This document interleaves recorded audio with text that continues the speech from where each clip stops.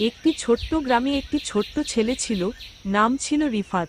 রিফাত ছিল খুবই চঞ্চল এবং খেলাধুলার পেছনে পুরো সময় ব্যয় করত। সে পড়াশোনায় তেমন মনোযোগী ছিল না। শিক্ষকরা অনেকবার তাকে বোঝানোর চেষ্টা করেছিল, কিন্তু রিফাতের কানে কিছুই যেত না। একদিন তার শিক্ষক জনাব মেজবাহ রিফাতকে একটি গল্প বললেন। তিনি বললেন, একটি সময়ের কথা, একদা একটি গাছের নিচে দুইটি পাখি বাস করত। তারা দুজনেই খুব খুশি ছিল, কিন্তু তাদের মধ্যে একটি পার্থক্য ছিল। একটি পাখি প্রতিদিন সকালে গাছের ডালে বসে সূর্যের আলো উপভোগ করত, আর অন্য পাখিটি কেবল গাছের ছায়ায় বসে থাকত।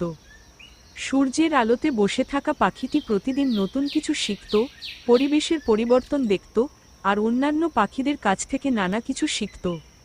কিন্তু ছায়ায় বসে থাকা পাখিটি কেবল সময় পেরিয়ে যেত, আর কিছুই শেখেনি। রিফাত হতভম্ব হয়ে প্রশ্ন করল, তাহলে সেই পাখিটির কি হলো? জনাব মেজবাহ হেসে বললেন, যতটা শিখতে না পারা, তার জীবনে সেই পাখি ততটা ছোট হয়ে গেল। কিন্তু যে পাখিটি প্রতিদিন নতুন কিছু শিখত, সে একদিন আকাশের সবচেয়ে উঁচু জায়গায় পৌঁছাতে সক্ষম হয়েছিল। রিফাত চিন্তা করতে লাগল।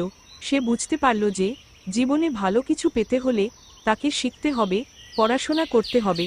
সেদিন থেকে রিফাত পড়াশোনায় মনোযোগী হয়ে উঠল, আর তার শিক্ষক জনাব মেজবাহ তাকে নিয়ে গর্বিত হন।